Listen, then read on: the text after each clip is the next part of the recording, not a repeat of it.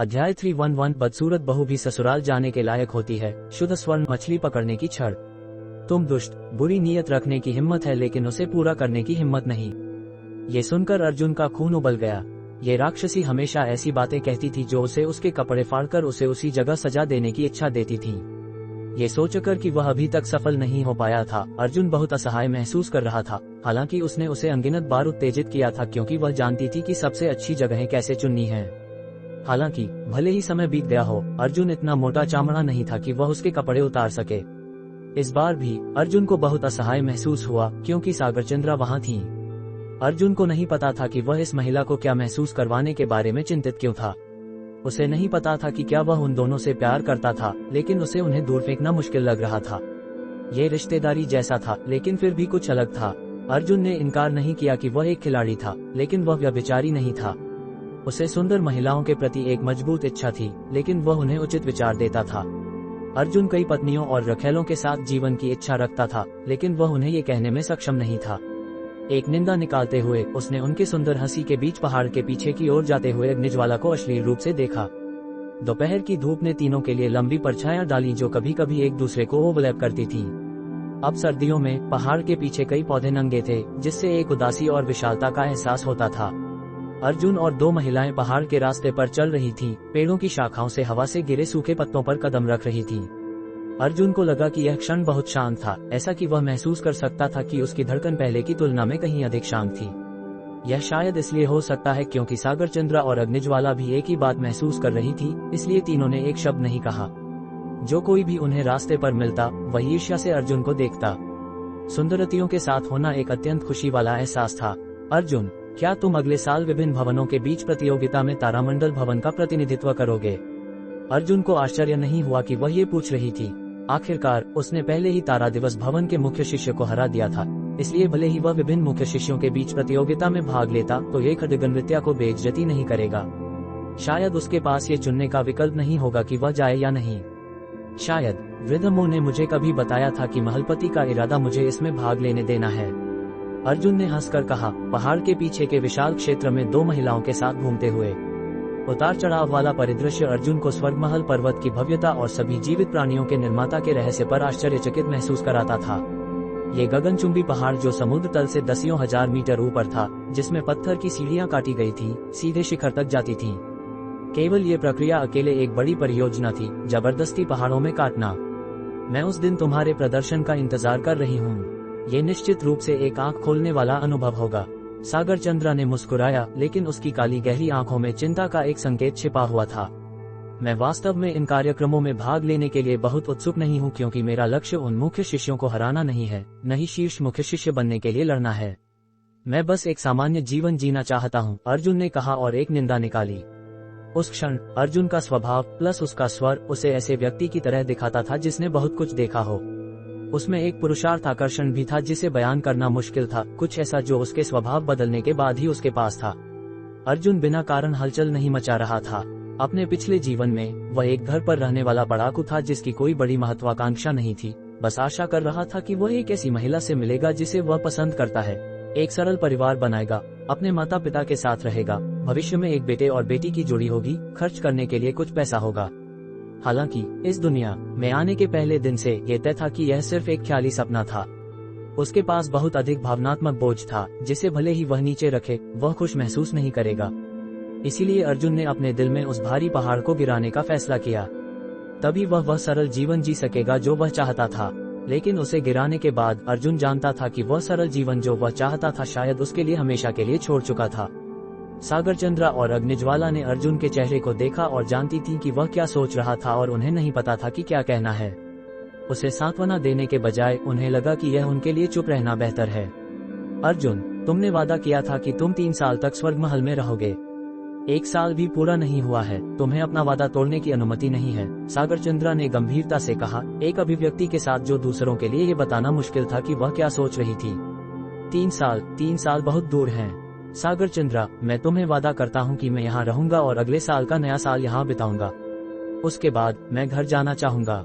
मुझे कुछ तैयारी करने के लिए वापस जाने की जरूरत है, अर्जुन ने जवाब दिया, सागरचंद्रा को गंभीरता से देखते हुए। अर्जुन, मुझे तुम्हारे साथ वापस जाने दो। मुझे घर याद आ रहा है, अग्निज्वाला ने बीच में टोका। उसके शब्द मुझे घर याद आ रहा है सागर चंद्रा की आंखों को कुंद कर गए। उसका चेहरा उदास हो गया। अर्जुन ने उसका हाथ पकड़ लिया, उसे थोड़ी गर्मी दी और उसी समय उसे यह बताया कि वह उसके लिए बहुत चिंतित था और कि वह उसके लिए वहां था। ठीक है सागर चंद्रा, क्या तुम यहाँ स्वर्ग महल में रहना चाहोगी या मेरे और अग्निज्वाला के साथ हमारे क्षेत्र में जाना चाहोगी? ये काफी एकांत जगह है और आराम करने के लिए उपयुक्त है। अर्जुन के शब्दों को सुनकर अग्निज्वाला को भी एहसास हुआ कि उसने गलत शब्द बोल दिए थे। उसने जल्दी से कहा, सही है बड़ी बहन, मेरे साथ वापस जा सकती हैं। हम अर्जुन की जगह पर जाकर देखेंगे। तुम क्या सोचती हो? अग्निज्वाला बहुत चालाक थी, तुरंत विषय को एक ऐसे में बदल दिया जिसमें फ्लर्ट करने वाला मूड था। सागर चंद्रा को ऐसा महसूस कराया जैसे वह अर्जुन के परिवार से मिल रही थी, उनके रिश्ते को स्वीकार कर रही थी। या सागर चंद्रा थोड़ी घबराई हुई लग रही थी, अपना सिर उठाकर अर्जुन को देखते हुए। क्या ये सुविधाजनक है? उसकी आवाज बहुत कोमल थी, लेकिन इसने अर्जुन को एक खुश मुस्कान के साथ मुस्कुराया। बदसूरत बहू भी ससुराल जाने के लायक होती है, उस पर युए बदसूरत बहू नहीं है। जाहिर है मैं खुश होगा यदि तुम आ सको। अर्जुन, तुम क्या बकवास कर रहे हो? सागर चंद्रा ने अर्जुन की छाती पर हल्का मुक्का मारा। अर्जुन ने उसके चेहरे पर दुर्लभ शर्मनाक दिखावट को देखा। वह उसके भव्य और सुंदर रूप के आदी थे कि उसकी वर्तमान उपस्थिति ने उसे एक सुन्नता का एहसास दिया। तो फिर ये तय है, अगले साल के नए साल के बाद हम रवाना होते हैं। तीनों ने महत्वहीन चीजों के बारे में बात करना शुरू किया। यह शायद इसलिए हो सकता है क्योंकि उन्होंने ऐसे रास्ते अपनाए थे जो अधिक दिखाई दे रहे थे। उन्हें शायद ही प्रेमी जोड़ों का सामना हुआ, और भले ही उन्हें मिले तो वे ज्यादातर चुंबन तक ही सीमित थे। सिर्फ कुछ मीटर दूर एक जोड़ा था जो ऐसा लग रहा था जैसे उन्हें जीवन और मृत्यु द्वारा अलग किया गया था, और वे बेरहमी से एक दूसरे के होठों को चूस रहे और काट रहे थे। उनके हाथ एक दूसरे पर चल रहे थे, लेकिन जबकि उनके कपड़े बहुत गड़बड़ थे, वे त्वचा नहीं दिखा रहे थे। यह इतना गहरा चुंबन था कि ऐसा लग रहा था जैसे उनके आसपास कोई नहीं था। अर्जुन ने उन्हें दिलचस्पी से देखा, जबकि दो महिलाओं ने सिर झुकाया और अर्जुन को तेजी से चलने के लिए कहा। जोड़े को झटका लगा और जल्दी से अलग हो गए। अर्जुन को मुस्कुराते हुए कहा, हाय अर्जुन। ममम हाय। तुम दोनों कृपया जारी रखो, जारी रखो। अर्जुन ने ठहाका लगाया, उम्मीद नहीं करता था कि दूसरा पक्ष खुले तौर पर उसका अभिवादन करेगा। थोड़ी दूर चलने के बाद उन्होंने फिर से कुछ अन्य प्रेमी जोड़ों को आश्चर्यचकित किया जो सभी अर्जुन को गर्मजोशी से अभिवादन करेंगे। ऐसे भी थे जो उसकी ओर सुझावादी नजरें डालते थे, ये कहते हुए कि वे अर्जुन के लिए जगह छोड़ देंगे। अंत में अर्जुन और दो महिलाओं को वापस जाना पड़ा। अर्जुन ने अनुमान लगाया कि पहाड़ के पीछे जाने का एक और मौका मिलना मुश्किल होगा। पहाड़ के पीछे कैसा था? क्या हम अगली बार उनमें शामिल हों? अर्जुन ने चुभाने वाले ढंग से मुस्कुराया। यदि तुम मिंग्युए बहन से सहमति करा सको तो मैं सहमत हूँ, अग्निज्वाला ने चालाकी से कहा और अर्जुन को अपनी लुभावनी आंखों से पलकें झपकाईं। वे धीरे धीरे चले और जब वे निर्वाणनाथ के निवास पर वापस आए तो आधा दोपहर बीत चुका था। अर्जुन ने महसूस किया कि दिन मानसिक रूप से बहुत पूर्ण था। तभी बाहर से कदमों की आवाज आई और फिर एक जोरदार आवाज गूंजी, अर्जुन भाई यहाँ हैं, सही? विमलनाथ ने हंसकर कहा, अर्जुन चलो बाहर जाकर देखते हैं। देखो तीसरे भाई काले ने तुम्हारे लिए मुआवजे के रूप में क्या तैयार किया है। अर्जुन ने कड़वाहट से मुस्कुराया और सिर हिलाया। निर्वाणनाथ के अलावा सभी बाहर निकल गए। एक काला आदमी था और उसके पीछे 5 युवक, उनमें से प्रत्येक के हाथ में एक बॉक्स था। बॉक्स बहुत बड़े नहीं लग रहे थे, वे लंबे और चपटे थे, लेकिन उनमें से एक बाकियों से बड़ा था। वृद्ध विमल, अर्जुन भाई यह मेरी सराहना का एक टोकन है अर्जुन भाई को धन्यवाद देने के लिए जिन्होंने मुझ पर आसानी से विजय प्राप्त की। तीसरे भाई काले ने कहा। उसने मुस्कुराया फिर अपना हाथ हिलाया। उसके पीछे के कुछ आदमी जो बॉक्स ले जा रहे थे अर्जुन के पास आए। विमलनाथ ने हंसा और फिर चुप रहे। अर्जुन को उम्मीद नहीं थी कि गीतकुल वास्तव में उपहार भेजेगा, लेकिन थोड़ा सोचने के बाद उसने कारण समझ लिया। गीतवीर भी युद्ध राजा स्तर का विशेषज्ञ था। विफलताओं का सामना करते समय वह फिर से खड़ा हो सकता है। अर्जुन भाई देख सकते हैं कि क्या उपहार आपकी पसंद के हैं? तीसरे भाई काले ने मुस्कुराते हुए कहा। अर्जुन ने विमलनाथ को उलझन में देखा। बाद वाले ने मुस्कुराया और सिर हिलाया। अर्जुन ने तीसरे भाई काले की ओर देखा, मुस्कुराया और सिर हिलाया। फिर वह पहले बॉक्स की ओर बढ़ा, अपना हाथ बढ़ाकर धीरे धीरे इसे खोला। जो उसके सामने आया वह एक सहस्राब्दी रोजा लेविगाटा था। अर्जुन ने सहस्राब्दी औषधीय जड़ी बूटी को देखा। जबकि रोजा लेविगाटा को एक सामान्य औषधीय जड़ी बूटी माना जाता था, एक बार जब ये सहस्राब्दी तक पहुंच जाती है तो यह एक गौरय से फीनिक्स के रैंक में बढ़ने जैसा होगा। उसके पास बैंगनी जैद अमर लोक में भी कुछ रोजा लेविगाटा थे, लेकिन वे अभी भी बहुत छोटे थे। इसलिए ये सहस्राब्दी रोजा लेविगाटा अभी भी काफी अच्छा था। कम से कम ये कुछ ऐसा था जिसका वह उपयोग कर सकता था। दूसरे बॉक्स की ओर बढ़ते हुए अर्जुन ने इसे खोला। जो उसके सामने आया वह एक चट्टान थी जिसका रंग खून के जैसा लाल था। लाल अगेट। अर्जुन ने इसका रंग देखा, ये देखते हुए कि यह कबूतर के अंडे के आकार का था और तेज और जो यह उत्सर्जित करता था वह निश्चित था कि यह ग्रेड 3 का होना चाहिए। अर्जुन इससे काफी खुश था क्योंकि यह उसे और भी अधिक शक्ति दे सकता था। काले खजाने पत्थर के बारे में सोचते हुए अर्जुन ने धीरे धीरे बॉक्स बंद किया, यह महसूस करते हुए कि लाल अगेट काफी अच्छा होना चाहिए। हालांकि एक ही ग्रेड के काले खजाने पत्थर की तुलना में ये थोड़ा कमजोर होना चाहिए। इस दुनिया में चपलता और शक्ति पर जोर दिया गया था और दोनों के बीच शक्ति अधिक कीमती थी। बस अर्जुन फंस गया कि क्या थर्ड ग्रेड लाल अगेट को तुरंत माउंट किया जा सकता है। हथियारों पर माउंट करने के लिए छेद खोदने की आवश्यकता होती है, जिसके लिए रचनाएं और पिघलना संश्लेषण की आवश्यकता होती है। अर्जुन ने सोचा कि सप्तर्षि तलवार पर छेद खोलना शायद मुश्किल होगा, लेकिन आकाश कंपन हथौड़ा एक अच्छा विकल्प हो सकता है। आखिरकार ये हथियार स्वयं शक्ति पर जोर देता था। अर्जुन ने ढक्कन बंद किया। ये दो वस्तुएं गीतकुल के लिए कुछ नहीं थी, लेकिन उसके लिए ये काफी अच्छा माना जाता था और अन्य 3 वस्तुएं भी शायद बहुत बुरी नहीं होंगी। कम से कम एक ऐसी होनी चाहिए जो अधिक प्रस्तुत करने योग्य थी। इसके बारे में सोचते हुए उसने तीसरा खोला, मछली पकड़ने की छड़। अर्जुन ने लाल रंग की मछली पकड़ने की छड़ को देखा जो जोड़ी गई थी और बॉक्स में रखी गई थी। उसने महसूस किया कि इस मछली पकड़ने की छड़ में एक रहस्यमय शक्ति थी और इस तथ्य पर आश्चर्य हुआ कि यह बिल्कुल वैसा ही दिखता था जैसा उसने अपनी कल्पना में सोचा था। शुद्ध स्वर्ण मछली पकड़ने की छड़। अर्जुन एक बार बहुत उत्साहित हुआ। शुद्ध स्वर्ण मछली पकड़ने की छड़ एक रहस्यमय मछली पकड़ने की छड़ थी जिसे रहस्यमय शुद्धता स्वर्ण का उपयोग करके बनाया गया था। ऐसा कहा जाता था कि शुद्ध स्वर्ण मछली पकड़ने की छड़ का उपयोग कुछ रहस्यमय प्राणियों को पकड़ने के लिए किया जा सकता है। हालांकि अर्जुन को समझ नहीं आया कि गीतकुल उसे यह क्यों दे रहा था। क्या उन्हें पता नहीं था कि यह शुद्ध स्वर्ण मछली पकड़ने की छड़ कितनी कीमती थी, या क्या उन्हें इस मछली पकड़ने की छड़ का उपयोग करने के बाद कुछ नहीं मिला। अर्जुन ने इस दुनिया में शुद्ध स्वर्ण के बारे में नहीं सुना था। ये वास्तव में कोई अद्भुत सामग्री नहीं थी, बस एक बहुत दुर्लभ और रहस्यमय धातु का प्रकार। मछली पकड़ने की छड़ बहुत सुंदर दिखती थी। क्या यही कारण था कि इसे उपहार के रूप में दिया गया था?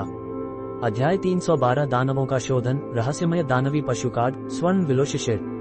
क्या यह एक अनजाने काम का नतीजा है या उसके चरित्र का प्रकटीकरण? अर्जुन ने सोचा। उसने अनुमान लगाया कि संभवतः गीतकुल में कोई भी इस शुद्ध स्वर्ण मछली पकड़ने की छड़ से मछली नहीं पकड़ सकता था। अर्जुन सोच रहा था कि क्या वह मछली पकड़कर मोती, अगेट, अद्वितीय पत्थर और पानी में रहने वाले रहस्यमय प्राणियों को पकड़ सकता था जिन्हें रसायन में शामिल किया जा सकता था, जिनका मूल्य उन सहस्राब्दी औषधीय जड़ी बूटियों से कहीं अधिक था। अर्जुन चौथे बॉक्स को खोलने के लिए गया।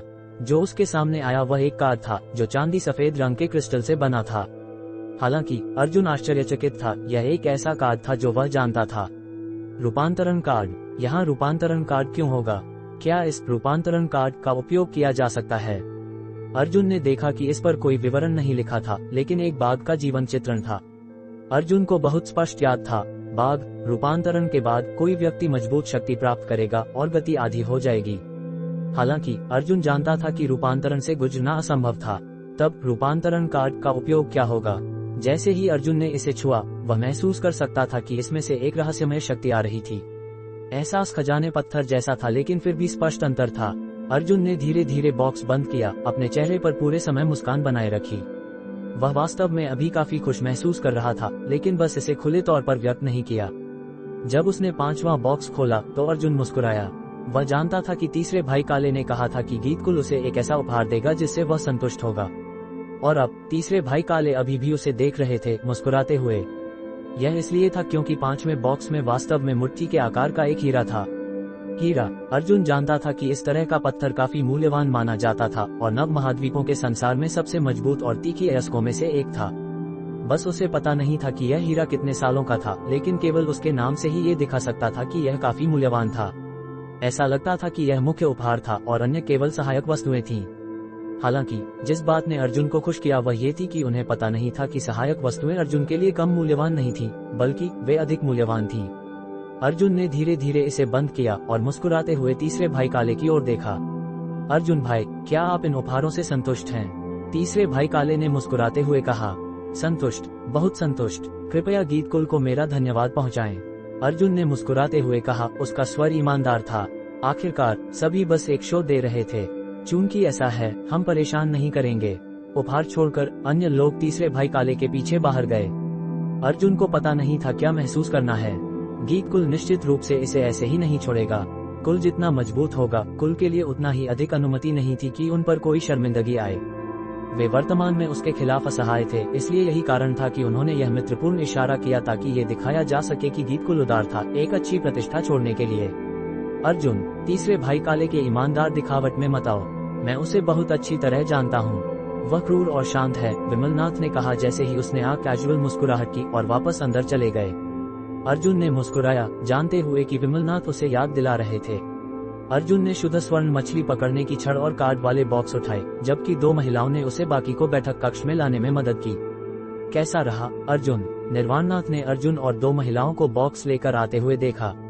हाँ, अभी भी ठीक है, लेकिन मुझे नहीं पता कि इस कार्ड का क्या उपयोग है, अर्जुन ने मुस्कुराते हुए कहा। जिस बॉक्स में ये था वह खोलते हुए, हाँ, इस कार्ड को दानवी पशु कार्ड भी कहा जाता है।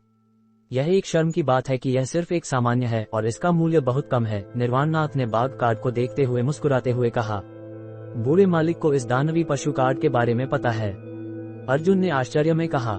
उसके आश्चर्यजनक चेहरे को सभी ने बिना किसी छिपावट के देखा। निर्वाणनाथ ने एक देर के लिए अर्जुन को देखा, इससे पहले कि उसने कहा, हालांकि ये दानवी पशु कार्ड एक दुर्लभ वस्तु है और अत्यंत मूल्यवान है, इस तरह का बाघ कार्ड काफी बेकार है। बाघ कार्ड का उपयोग करने के बाद 4 घंटे के भीतर यह आपके हमले और दूसरों की रक्षा को तोड़ने की क्षमता में थोड़ा वृद्धि करेगा।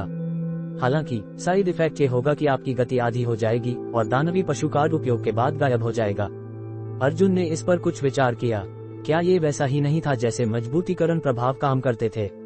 क्या ऐसा हो सकता है कि नव महाद्वीपों के संसार में रूपांतरण कार्ड किसी को रूपांतरित करने की अनुमति नहीं देता, बल्कि केवल किसी की विशेषताओं में जोड़ता है? अर्जुन थोड़ा उत्साहित महसूस किया, ये पूरी तरह से जानते हुए कि रूपांतरण कार्ड कितने मजबूत थे। बूढ़े मालिक, मुझे आश्चर्य है कि ये दानवी पशु कार्ड कहाँ से आते हैं। अर्जुन ये पता लगाना चाहता था कि वे कहाँ से आए थे। आखिरकार उनमें से कुछ वास्तव में विकृत युद्ध कौशल के साथ आएंगे, उनमें से कुछ जहर के साथ आए, कुछ चपलता, हत्या तकनीक, उड़ान की क्षमता के साथ। उड़ान, अर्जुन का खून सिर्फ इसके बारे में सोचकर उबला। ऐसा कहा जाता था कि केवल वे लोग जिन्होंने युद्ध संत के स्तर तक पहुंचा था वे उड़ सकते थे, और वह भी लंबे समय तक नहीं। दानवी पशु कार्ड बस अपने नाम की तरह है, ये दानवी पशुओं के सार से आता है, लेकिन यह इसका केवल एक हिस्सा रखता है। ये कार्ड दानवों को शोधित करने से प्राप्त किया जाता है, निर्वाणनाथ ने कहा और अर्जुन को मुस्कुराया। उसे पता था कि अर्जुन क्या सोच रहा था, लेकिन फिर भी उसने उसके लिए इसे समझाया। दानवों को शोधित करने के लिए क्या आवश्यकता है? क्या ऐसे कार्ड बनाने के लिए शोधन करने वाले कई लोग हैं? शोधन कार्ड के लिए सबसे कठिन बात सामग्री में से एक प्राप्त करना है, अमर विलो शाखा। इसे 8000 साल से अधिक पुराना अमर विलो कहा जाता है और इसे स्वर्ण विलो शिशिर भी कहा जाता है। अगली बात दानव शोधन कलश और एक दानवी पशु की लाश प्राप्त करना होगी।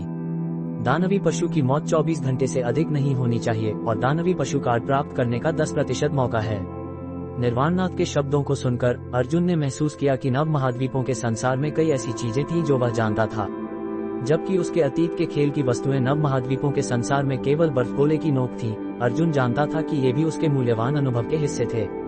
स्वर्ण विलो शिशिर प्रकट हुआ। अर्जुन इस चीज से अपरिचित नहीं था, जबकि उसने इसे पहले वास्तव में नहीं देखा था। जब भी वह एक स्वर्ण विलो शिशिर के चित्रण के साथ आया तो यह आश्चर्य के साथ होता।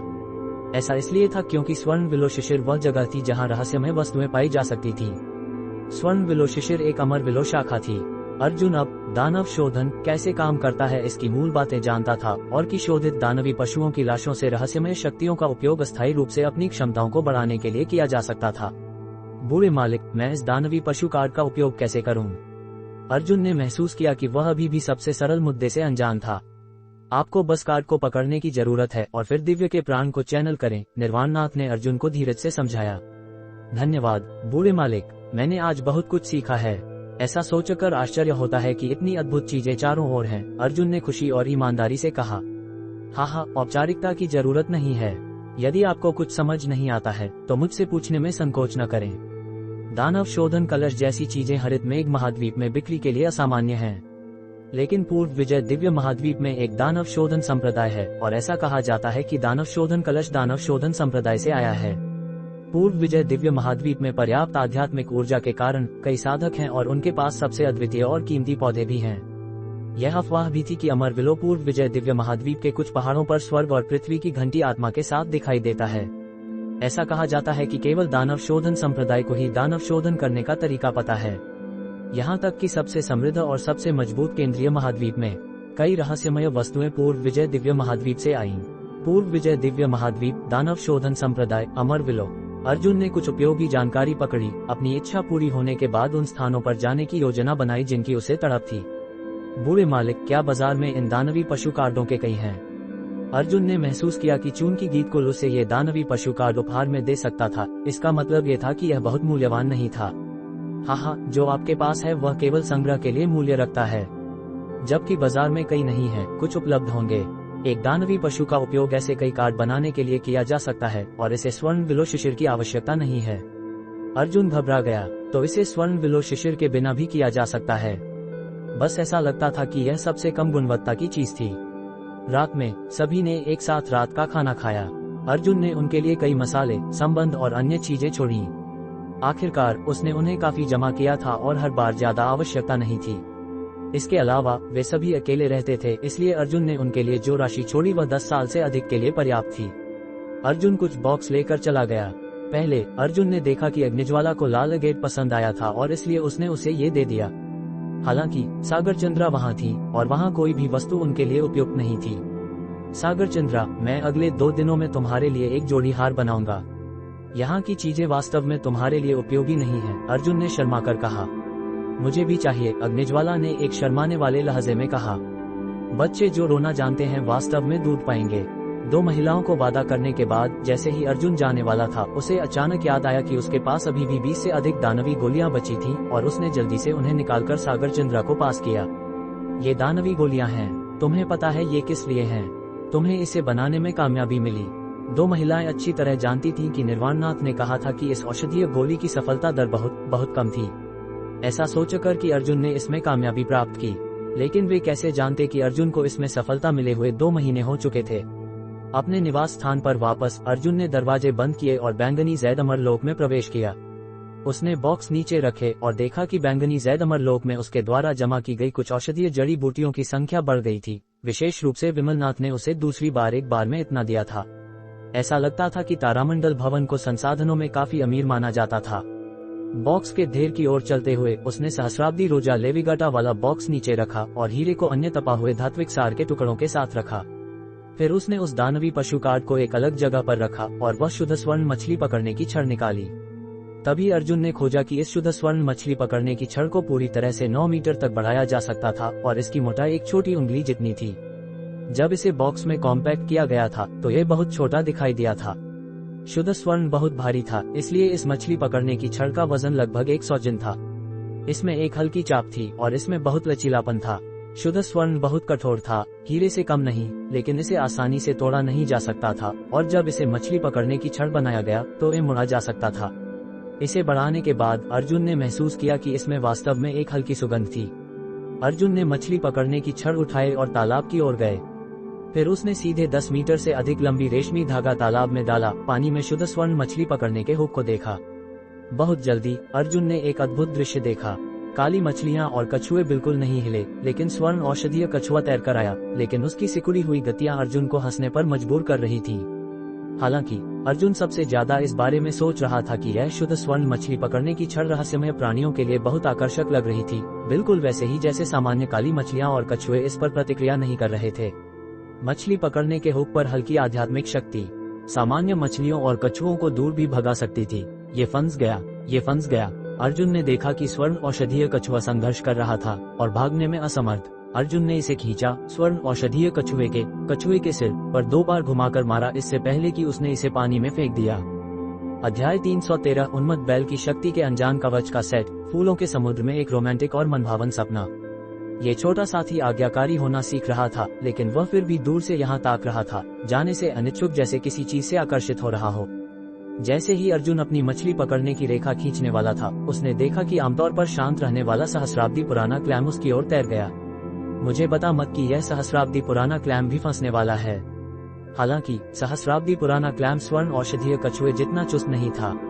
उसने एक देर के लिए हिचकिचाहट की और फिर तुरंत मछली पकड़ने के हुक पर झपटा, जैसे कि वह डर रहा था कि मछली पकड़ने का हुक भाग जाएगा और उसे काट लेगा। अर्जुन हैरान था, ये सहस्राब्दी पुराना क्लैम इतना मूर्ख कैसे हो सकता है। उसने इसके बारे में सोचा और निष्कर्ष निकाला कि छोटा कछुआ अभी भी ज्यादा समझदार था। जैसे ही अर्जुन सोचा कि सहस्राब्दी पुराना क्लैम फंस जाएगा तो वह वास्तव में बच गया।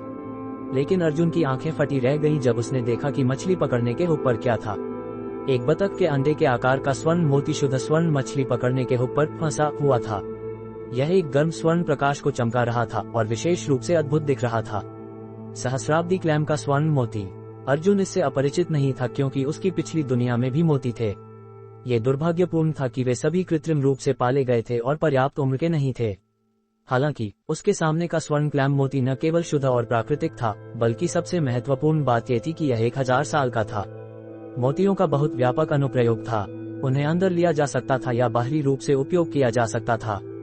बाहरी उपयोग का सबसे बड़ा प्रभाव त्वचा की देखभाल के लिए था। अंदर लेना न केवल त्वचा की देखभाल के लिए था, बल्कि बीमारी के इलाज, स्वास्थ्य रखरखाव और यहाँ तक कि किसी के जीवन काल को बढ़ाने के लिए भी था। और उसका सहस्राब्दी क्लैम का स्वर्ण मोती उसकी पिछली दुनिया के किसी भी मोती से अधिक कीमती होना चाहिए। केवल 1000 साल की उम्र होने से ही इसे शीर्ष पर अपनी जगह मिल जाएगी, उस पर विचार किए बिना कि यह सबसे कीमती सहस्राब्दी क्लैम का स्वर्ण मोती था। यह एक और अच्छी सहस्राब्दी औषधि है। अर्जुन ने खुशी से मुस्कुराया। उसी समय अपनी शुद्ध स्वर्ण मछली पकड़ने की छड़ के मूल्य को पहचाना। उसने भविष्य में एक मछुआरे बनने की संभावना के बारे में सोचा और हंसा। अर्जुन ने पानी में सहस्राब्दी पुराने क्लैम को देखा। अपना मोती खो देने के बाद वह थोड़ा निराश दिख रहा था, बिल्कुल एक मूर्ख की तरह।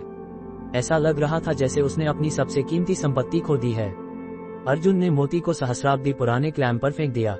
उसने इसे वापस पा लिया और खुशी से तैर गया। अर्जुन ने सोचा कि ऐसा करना अच्छा था। वह इसे हमेशा वापस ले सकता था और जरूरत पड़ने पर कुछ क्लैम मोती पाउडर के लिए पीस सकता था और सहस्राब्दी पुराने क्लैम को बाकी समय के लिए इसे पोषित करने दे सकता था। अपनी चीजें रखते हुए अर्जुन ने अपनी साधना शुरू की। उसकी प्राचीन सुदृढ़ीकरण विद्या 99वें चक्र में प्रवेश कर गई थी, जिसे चौथी परत के अंतिम चरण माना जाता था। वह इसे पूरी तरह से जमा करने के बाद 5वीं परत में प्रवेश करने की तैयारी शुरू कर सकता था। उसने महसूस किया कि अपनी प्राचीन सुदृढ़ीकरण विद्या की साधना से उसमें थोड़ा सुधार हुआ था। ये सूक्ष्म था, फिर भी महसूस करने के लिए पर्याप्त स्पष्ट था। जब अर्जुन ने सहस्र हथौड़ा तकनीक की साधना की तो उसे एहसास हुआ कि उसने बहुत समय से कोई कवच या हथियार नहीं बनाया था। हालांकि उसने इस हथौड़ा तकनीक का रोजाना अभ्यास किया था, अर्जुन महसूस करता था कि व्यवहारिक अभ्यास अभी भी महत्वपूर्ण था। उसने अपने थोड़े पुराने युद्ध कवच को देखा।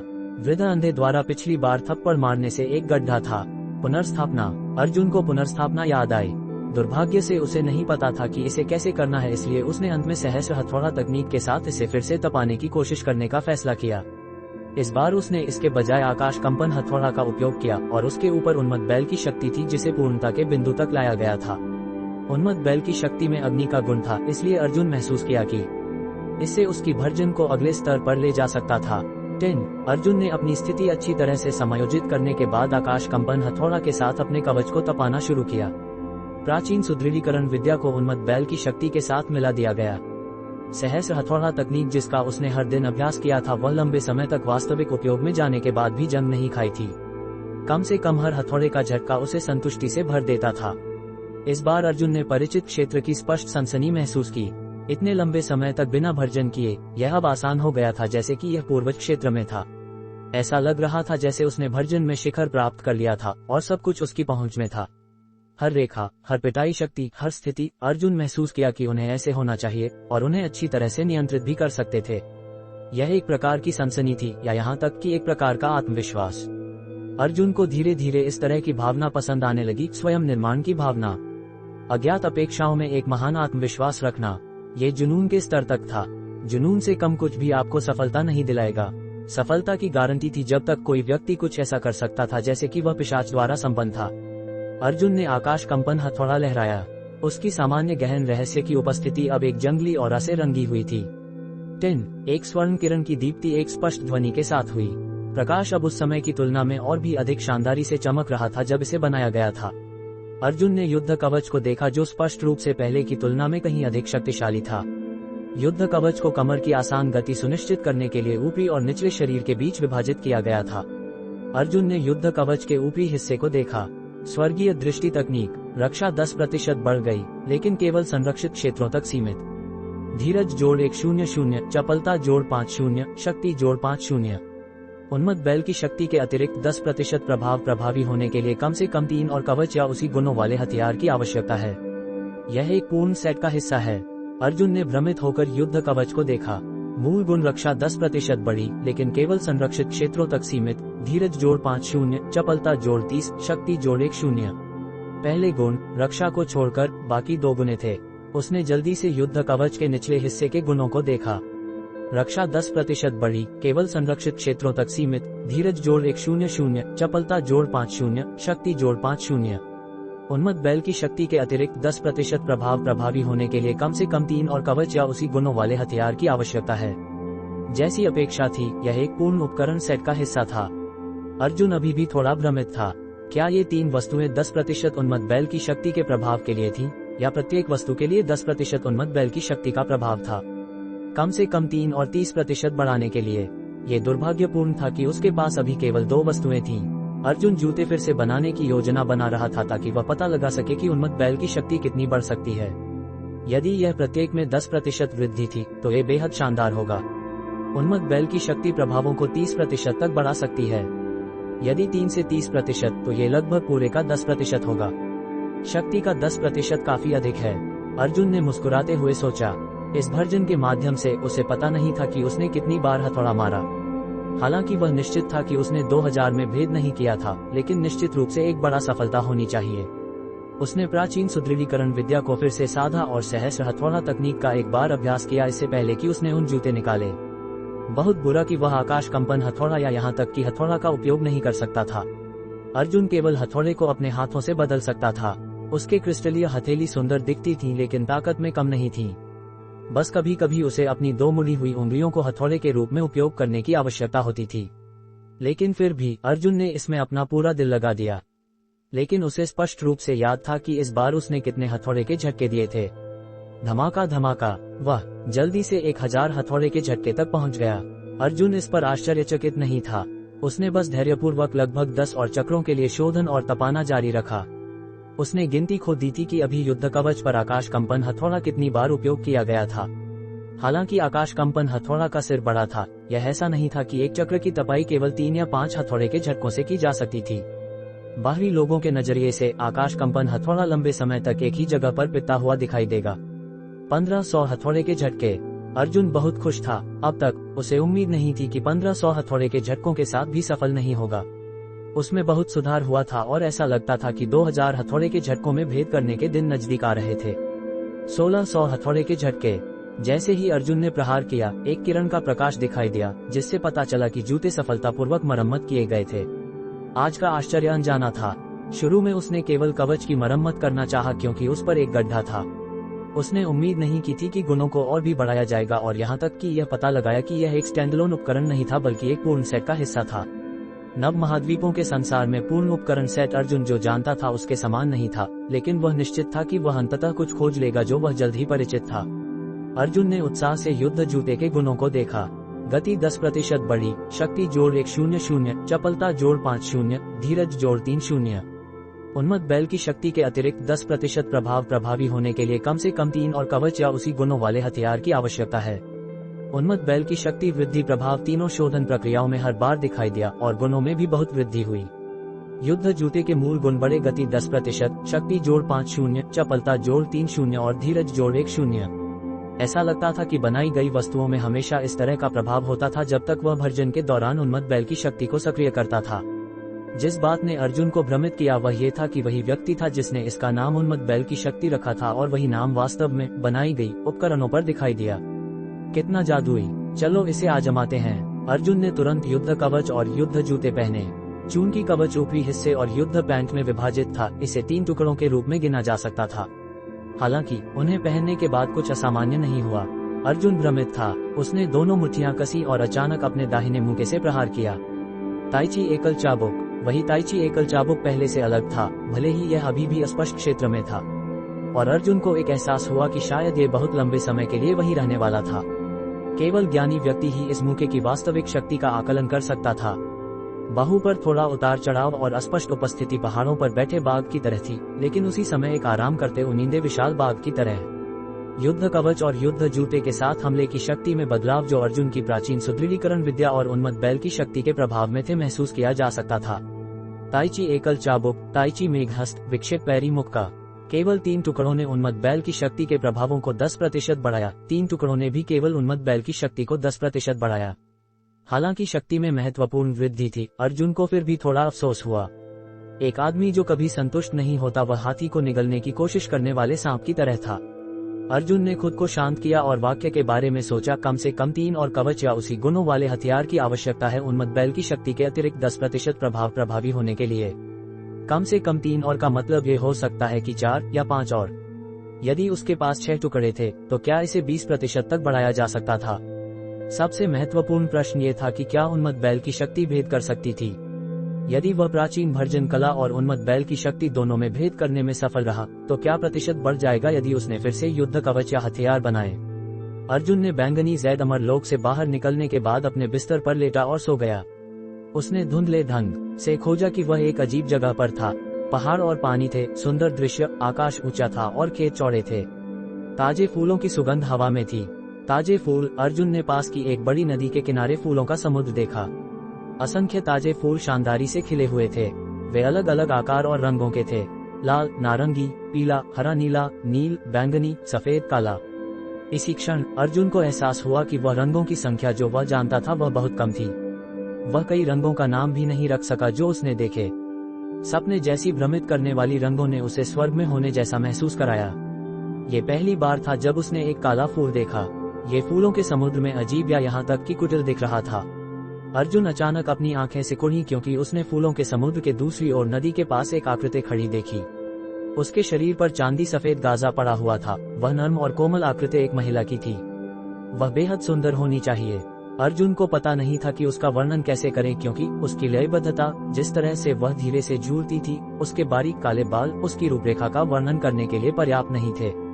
अर्जुन अनजाने में उस सबसे सुंदर रूपरेखा की ओर चला गया जिसे उसने कभी देखा था। जब वह फूलों के समुद्र में प्रवेश किया तो उसने महसूस किया कि सब कुछ धुंधला कैसे था। जितना वह उसके करीब आया, वह महिला की आकृति की सुंदरता और उसकी अलौकिक उपस्थिति से और अधिक आश्चर्यचकित हुआ। महिला ने अचानक मुड़कर देखा।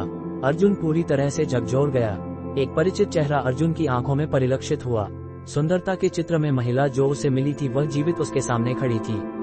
हालांकि वह एक घूंघट पहने हुए थी और वह उसके चेहरे की रूपरेखा को ही देख सकता था, अर्जुन तुरंत उसकी अनकवर जोड़ी सुंदर आंखों में खो गया।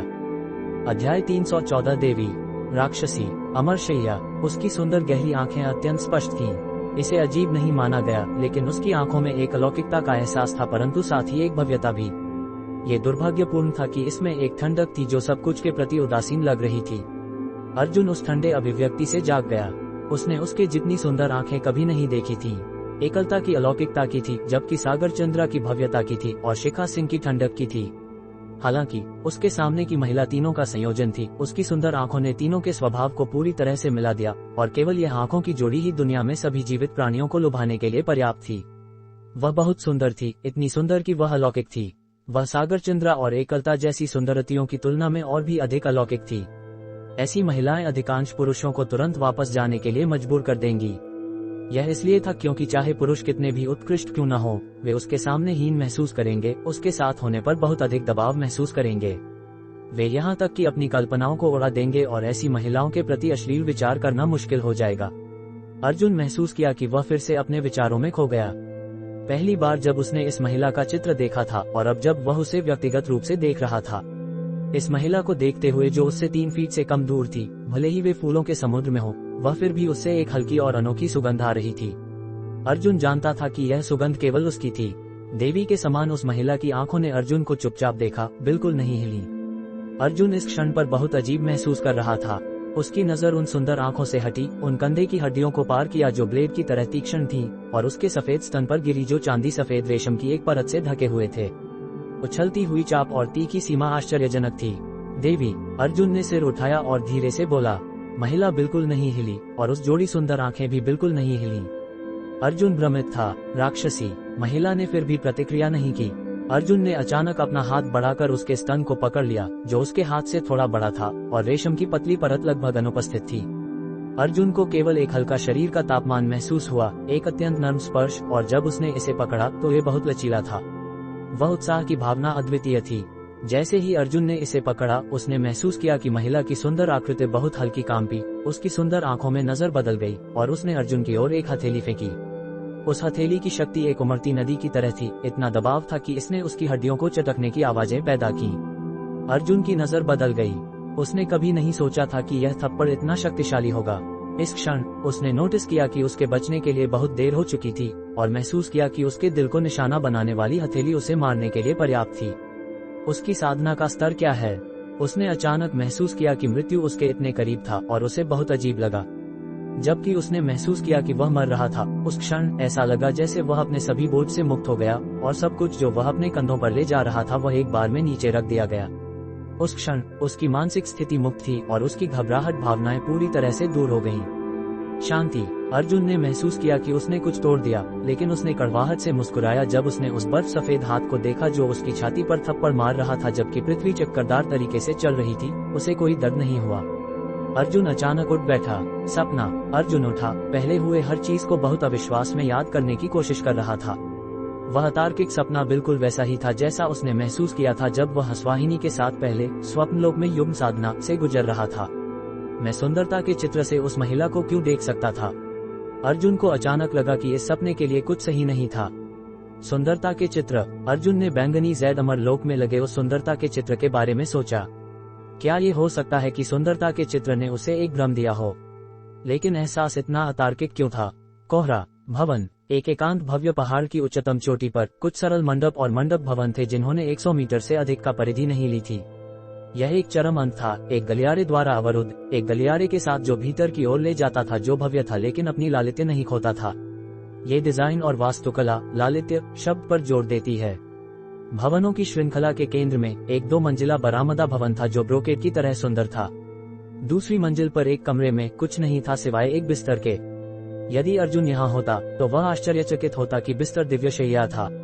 नव महाद्वीपों के संसार में सबसे विशेष और रहस्यमय दिव्य वेदी काष्ठ से बना एक बिस्तर, आरामदायक और ताजा, ये किसी को भी किसी भी थकान को भूलने और स्वर्ग में देवताओं की तरह सुंदर सपने देखने की अनुमति देता था। उस क्षण एक महिला बिस्तर पर बैठी थी। कमर से नीचे उसे कंबल की एक परत से ढका हुआ था। वह एक बर्फ सफेद नाइट गाउन पहने हुए थी और एक सपने जैसा एहसास था। शायद इसलिए क्योंकि वह कमरे में अकेली थी। महिला आलस्य से अपने तकिए पर झुकी हुई थी, अपने स्तनों को प्रस्तुत कर रही थी जो उसके मुद्रा के बावजूद उछलते हुए बने रहे, पतली नाइट गाउन की परत के नीचे अस्पष्ट रूप से दिखाई दे रहे थे, इतने सुंदर कि यह एक भ्रम था। यदि अर्जुन यहाँ होता तो वह निश्चित रूप से आश्चर्य की एक चीख निकालता। ऐसा इसलिए था क्योंकि यह महिला सुंदरता के चित्र पर उससे लगभग बिल्कुल समान थी, देवी जैसी महिला जिससे अर्जुन ने फूलों के समुद्र में उस मीठे सपने में मिला था। और इस क्षण वह वहां लेटी थी, उसकी लयबद्ध अभिव्यक्ति गुलाबी की एक हल्की परत से ढकी हुई थी, अपने शांत रूप में थोड़ी बेचैन दिख रही थी। मुझे ये सपना क्यों आया? वह आदमी कौन है? मैं उस सपने में उसके साथ क्यों दिखाई दे रही हूँ? मुझे क्यों लगता है कि यह सपना बहुत अजीब है और यह बहुत असली लगता है? महिला की कम आवाज एक अलौकिक आवाज की तरह थी जो बहुत पवित्र लग रही थी और कुछ देर के लिए घूमती रही। यह महिला कोहरा भवन की भवन प्रमुख थी और यह कोहरा भवन में निषिद्ध क्षेत्र था। अनुमति के बिना किसी को भी एक कदम उठाने की अनुमति नहीं थी। जबकि स्वर्गमहल में हर कोई कोहरा भवन की भवन प्रमुख को जानता था, उनमें से अधिकांश ने उन्हें केवल एक बार देखा था, स्वर्गमहल में आयोजित बैठक के दौरान जिसमें सभी की उपस्थिति आवश्यक थी। बस उस एक बार, बाकी समय के लिए कोहरा भवन की भवन प्रमुख भाग नहीं लेती थी, भले ही यह 5 साल में एक बार आयोजित की जाने वाली विभिन्न भवनों के बीच प्रतियोगिता हो। यह इस हद तक था कि वह लगभग कभी भी कोहरा भवन नहीं छोड़ती थी। कोहरा भवन के शिष्य भी शायद ही इस भवन प्रमुख से मिलते थे जो एक देवी की तरह थी और सब कुछ वृद्धों द्वारा संभाला जाता था। उन्होंने सागरचंद्रा और अग्निज्वाला से केवल एक बार आकस्मिक रूप से मुलाकात की थी। लगभग कोई नहीं था जिसने वास्तव में देखा हो कि वह कैसी दिखती थी। वे केवल उसकी दैवीय आकृति और अभूतपूर्व रूप से सुंदर आंखें देख सकते थे और उन्होंने पहले ही उसे एक अद्वितीय स्थिति में खड़ा कर दिया था। अर्जुन ने सपने में हुई हर चीज के बारे में सोचा, फिर से महसूस किया कि यह उस सुंदरता के चित्र से संबंधित था। ऐसा कहा जाता था कि सुंदरता का प्रत्येक चित्र एक विशाल खजाना था। खजाना क्या था? और वह दिव्य शरीर, क्या ये केवल युग्म साधना के लिए एक महान उपकरण था? क्या अन्य रहस्यमय प्रभाव थे? उसने कुछ भी क्यों नहीं कहा? वह भी दोषी था, उसने उसके स्तन को क्यों पकड़ा? लेकिन वह एहसास सच में रोमांचक था। महिला के ऑरा के बारे में सोचते हुए जब उसने हमला किया, अर्जुन को पता नहीं था कि उसकी साधना का स्तर क्या था, लेकिन यह निश्चित रूप से उससे कहीं अधिक था और वृद्ध अंधे आदमी से थोड़ा अधिक था। उस क्षण अर्जुन ने सोचा कि वह सच में मरने वाला था। एहसास बहुत अतार्किक था। उसे बस उस एहसास के बारे में सोचकर डर लगा, जैसे उसकी आत्मा उसके शरीर से निकल रही थी। माँ, पापा कहाँ गए? वे लाडेश्वरी से मिलने क्यों नहीं आए? क्या वे हमें और नहीं चाहते? आकाशखग संप्रदाय में एक पहाड़ की चोटी पर एक युवती, जिसकी सुंदरता देशों और शहरों के पतन का कारण बन सकती थी, ने अपने होंठ फुलाकर उस महिला से कहा जिसकी इसी तरह की सुंदरता थी। महिला और युवती एकलता और लाडेश्वरी थीं। 1 वर्ष के भीतर लाडेश्वरी ने बहुत बड़ा हो गई थी, लेकिन वह अभी भी एक बच्ची थी। एकलता ने बिल्कुल नहीं बदला। उस समय उसने अर्जुन को अपने शिष्य के रूप में लिया था और अब उसके पास एक बेटी थी। उसने नहीं जाना कि उसने कितनी बार उस लड़की की शिकायत सुनी जिसने उस आदमी को पापा कहा। कभी कभी किसी का इंतजार करना भी एक प्रकार की खुशी थी, खासकर जब एक बच्चे के साथ इंतजार कर रहे हों। ऐसा कैसे हो सकता है? तुम्हारे पापा बहुत जल्द वापस आएंगे। चाहे वह किसी को भी छोड़ दे, वह निश्चित रूप से तुम्हें नहीं छोड़ेगा, एकलता ने कहा और धीरे से मुस्कुराई। खुद से सोचा कि क्या यह उसके लिए बहुत अनुचित था। इसके लिए कुछ नहीं था, क्योंकि वह उसकी भतीजी थी, उसके खून से संबंधित भाई की बेटी, और अपनी बेटी से अलग नहीं थी। लेकिन अर्जुन का उस और लाडेश्वरी से लगभग कोई संबंध नहीं था, और यहाँ तक कि वह गुरु शिष्य संबंध भी नाम में था, एक दृष्टिकोण जो उस समय में लेना था। जब वह चला गया तब तक उसने पहले ही प्रतिभा प्रकट की थी जिसने दूसरों को पार कर लिया था। अब उसने किस स्तर तक पहुंचा था? एकलता ने लाडेश्वरी को उठाया, चोटी की ओर घूमते हुए। उसकी रूपरेखा अद्वितीय सुंदरता की थी। लाडेश्वरी, कल से हम सारस रूप का अभ्यास शुरू करेंगे। जब तुम्हारा सारस रूप महान पूर्णता चरण तक पहुंच जाएगा, तुम्हारे पापा वापस आ जाएंगे। एकलता ने लाडेश्वरी के सिर पर थपथपाया। माँ, तुम्हें इस बार मुझसे झूठ बोलने की अनुमति नहीं है। पिछली बार तुमने मुझे बड़े मूर्ख भालू के महान पूर्णता चरण तक पहुंचने के लिए झूठ बोला, लाडेश्वरी ने प्यारे ढंग से कहा, क्योंकि उसने अपनी उछलती नाक को मोड़ा। तुम शैतान बच्ची, मैं झूठ नहीं बोलूंगा। जयश्री शिखर। जयश्री ने अपनी तलवार का अभ्यास पूरा किया। अभी उसकी आकृति पहले की तुलना में और अधिक गोल थी, लेकिन केवल उसके स्तन और कूल्हों पर। हर बार जब रात गिरती थी और जब वह खाली थी, तो वह एक आदमी के बारे में सोचती थी। एक आदमी जिसके लिए वह तड़प रही थी, एक आदमी जिसके साथ उसने संबंध बनाया था। उनके द्वारा की गई अजीब मुद्राओं के बारे में सोचकर वह शर्म से भर गई, लेकिन फिर भी इसकी कमी खाती थी और उसके सुंदर चेहरे पर एक लालिमा आ गई। अर्जुन, तुम कब वापस आओगे? एक महिला जो तड़प की भावनाओं से भरी थी, उसमें विशेष रूप से मजबूत स्त्रीय आकर्षण था, उस विशेष महिला के अलावा जो इतनी परिपक्व थी। ये दुर्भाग्यपूर्ण था कि इस क्षण उसकी सुंदरता का आनंद लेने के लिए कोई नहीं था। बस इतना ही नहीं, एक और महिला थी जो हमेशा जयश्री शिखर पर अक्सर अर्जुन के बारे में सोचती थी, वह महिला जो अर्जुन के साथ आकाशखग संप्रदाय में आई थी। अद्वितीय। अध्याय 315, बैंगनी जैद अमरलोक का 5वां स्तर, सौंदर्य फल। अद्वितीय। वह नहीं जानती थी कि उसने कितनी बार स्वयं को खोया हुआ पाया, उस विशेष व्यक्ति के बारे में सोचते हुए। ऐसा सोचना कि कोई वास्तव में किसी को इतना याद कर सकता है जब वह व्यक्ति जिसे आप चाहते थे आपके पास नहीं रहा। ये तरह की भावना अत्यंत अजीब थी। 100 कोस नगर। वर्तमान में शर्मा कुल को 100 कोस नगर के महान कुलों में से एक माना जा सकता था, उनके बाद जब उन्होंने अर्जुन जैसा दैत्याकार प्रतिभाशाली पैदा किया। इसके अलावा अभी एक और था जिसकी किसी ने उम्मीद नहीं की थी, चंद्रकला। वर्तमान में पूरे 100 कोस नगर में कोई नहीं था जो चंद्रकला कौन थी यह नहीं जानता हो। और इसके अलावा जब उसने उस समय दिव्य अवस्था में प्रवेश किया, तो उसने 100 कोस नगर में शर्मा कुल के महान दर्जे को मजबूत कर दिया, और उसके प्रशंसकों ने रोजाना शर्मा कुल के दरवाजे पर उपहार भेज रहे थे। शर्मा कुल के औषधि व्यापार के रूप में उन्हें पहले से ही शहर पर एकाधिकार का आनंद लेने वाला माना जा सकता था। आखिरकार ऐसे बहुत कम लोग थे जो शर्मा कुल जैसे महान कुल से व्यापार छीनना चाहते थे। इतना ही नहीं, शर्मा कुल ने अपने व्यापार के दायरे का विस्तार किया और व्यापार संपत्ति में गए और यहाँ तक कि बाजार भी बनाए। शासिता वंश के शिष्यों के रूप में उनमें से हर एक बाघ रूप में कुशल था। हालांकि उनके पास चंद्रकला की प्रतिभा नहीं थी, कम से कम उनके सुधार की गति बढ़ गई थी, साथ ही उनके शरीर की कठोरता भी। सभी बहुत उत्साहित थे, क्योंकि उन सभी महसूस कर सकते थे कि उनके पास भी दिव्य अवस्था में प्रवेश करने का मौका था। चंद्रकला एक बहुत अच्छा उदाहरण थी, विशेष रूप से अर्जुन बेई। उसने पहले ही बाघ रूप के लिए पूर्वज स्तर तक पहुंच लिया था और बाघ रूप के सार को समझने के बाद यहाँ तक कि अपनी चालें भी बनाई। इन 2 लड़कियों की उपलब्धियों ने बाकी लड़कों को गहराई से लज्जित महसूस कराया। सिंह परिवार और यू कुल शर्मा कुल के बहुत करीब थे।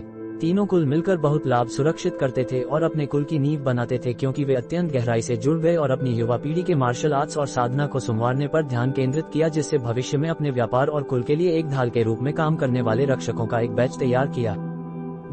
सूर्य कुल पिता लुवाने ने हाल ही में समाचार भेजा है कि उसने अभी अभी दिव्य अवस्था में प्रवेश किया है। शांगे ने शिनान औषधि राजकुल से मान्यता प्राप्त की और वृद्धों में से एक द्वारा मूल शिष्य के रूप में स्वीकार किया गया, और यहाँ तक कि सूर्यवर्मन ने युद्ध सेनाध्यक्ष क्षेत्र में कदम रखा, अपनी साधना में पूरी तरह से लगे हुए हैं। सूर्यबल ने एक आंगन में सूर्यनांद से बात की। अच्छा, हमारे सूर्य कुल में भी एक दिव्य साधक है, और यह सोचना कि शांगे की प्रतिभा शिनान औषधि राजकुल में मूल शिष्य के रूप में स्वीकार किए जाने के लिए पर्याप्त थी। शर्मा कुल के पास अर्जुन है, लेकिन हमारा सूर्य कुल भी बुरा नहीं है। क्या शर्मा कुल ने सच में सोचा कि वे सिर्फ अर्जुन के कारण उठ सकते हैं? हाँ, पहले की घटनाएं शायद हमारे सूर्य कुल के लिए एक आशीर्वाद थी। हमने जो अनुभव किया उसने सूर्यवर्मन के स्वभाव में बदलाव किया और उसके सुधार की गति आसमान छू गई। सूर्यनांद ने हंसा। जब से अर्जुन ने उस समय सूर्य कुल के दिव्य साधक को हराया था, सूर्य कुल को ऐसा लगा जैसे उनकी आत्मा और मनोबल अभिशाप में गिर गए थे। वे डरते थे कि अर्जुन उनके पूरे कुल का नरसंहार करेगा, और केवल तब जब उन्हें एहसास हुआ कि अर्जुन की उन्हें नष्ट करने की ऐसी कोई मंशा नहीं थी, तब उन्होंने वसूली शुरू की। और उसके बाद तब से सूर्य कुल ने एक अत्यंत कम प्रोफाइल बनाए रखा था। अब आशा लौट आई है, हमारे पास अंत में एक और दिव्य साधक है, और यहाँ तक कि शिनान औषधि राजकुल में एक मूल शिष्य भी है। ऐसा लगता है कि स्वर्ग ने हमें त्याग नहीं किया है, सूर्यनांद ने अपने दिल में कहा। मूल शिष्य होने का मतलब था कि सूर्य शांत को औषधि राजकुल द्वारा दी जाने वाली सचमुच परिपूर्ण और अंतिम कौशल और तकनीकों को सीखने का मौका मिलेगा, और सबसे महत्वपूर्ण बात यह थी कि मूल शिष्य शिष्यों के एक बड़े समूह पर नियंत्रण रखेंगे। वर्तमान में शर्मा कुल के उदय के साथ सौकोस नगर के 4 महान कुलों की स्थिति में पहले ही बदलाव आ चुका था। सूर्य कुल बहुत ज्यादा गिर गया था और वह जल्द ही बदलने वाला था। इस क्षण अर्जुन उस अजीब सपने के बारे में सोच रहा था। उसे किसी तरह लगा कि सपना सच था। उसने इस तरह की सनसनी हंसवाहिनी के साथ एक बार अनुभव की थी, जो इसलिए वह इतना निश्चित हो सका। उस सपने में वह मौत का थप्पड़ा उसके दिमाग को खाली कर गया, और किसी तरह उसने महसूस किया कि वह जीवन और मृत्यु के बीच सीमा पर था, जैसे उसने पहले से मौजूद कुछ अवरोध को तोड़ दिया। जब वह जागा तो पहले ही सुबह हो चुकी थी, और उसे अभी भी पता नहीं था कि उसे क्यों लगा कि उसने कुछ तोड़ दिया। समय बर्बाद न करने का फैसला करते हुए अर्जुन अपने दैनिक सुबह के अभ्यास के लिए सार्वजनिक चौक पर गया। अपने विभिन्न मार्शल आर्ट्स का अभ्यास करते हुए आधे रास्ते में अर्जुन अपने विचारों में खो गया। क्या सफलता की भावना उसकी प्राचीन सुदृढ़ीकरण विद्या से संबंधित थी? नहीं, ऐसा लग नहीं रहा था। अविश्वासी अर्जुन ने जबरदस्ती का परीक्षण किया, जबकि उसने एक एक करके अपने विभिन्न मार्शल आर्ट्स का परीक्षण किया और पहेली को हल करने की कोशिश की। अंत में उसने महसूस किया कि जिस चीज ने स्तर बढ़ाया वह उसकी आध्यात्मिक ऊर्जा थी। उस समय वह अगले दरवाजे पर अग्निज्वाला की धुंधली रूपरेखा को महसूस कर सकता था। अब उसने महसूस किया कि वह 50 मीटर की त्रिज्या में दूसरों की उपस्थिति को महसूस कर सकता था। इससे अर्जुन विशेष रूप से उत्साहित हो गया। किसी को ये जानना चाहिए कि केवल युद्ध संघ क्षेत्र के सर्वोच्च विशेषज्ञों के पास ये क्षमता थी, दूसरों की उपस्थिति को महसूस करने की क्षमता। कोई जितना मजबूत होता था उसकी आत्मा उतनी ही मजबूत होती थी, और युद्ध संतों के लिए आत्मा सामान्य लोगों की तुलना में एक चमकीले सूरज की तरह थी, जिनकी आत्मा केवल झिलमिलाती मोमबत्ती की लौ के स्तर पर थी। इसलिए विशेषज्ञों के लिए अपने आसपास और अन्य विशेषज्ञों को महसूस करना बहुत आसान था। ये केवल किंवदंतियों में दर्ज था, फिर भी अर्जुन महसूस कर सकता था कि उसके पास दूसरों की उपस्थिति को महसूस करने की क्षमता थी। सर्वोच्च विशेषज्ञ जो ये कर सकते थे, वे दूसरों की उपस्थिति के रूप में प्रकाश के बिंदुओं को महसूस करेंगे। प्रकाश जितना मजबूत होगा, वे जितना अधिक मजबूत साधक को महसूस करेंगे।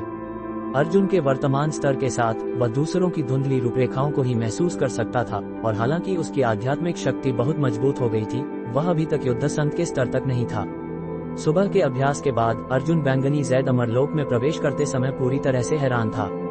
उसके स्थानिक क्षेत्र में जगह पहले की तुलना में काफी बड़ी थी।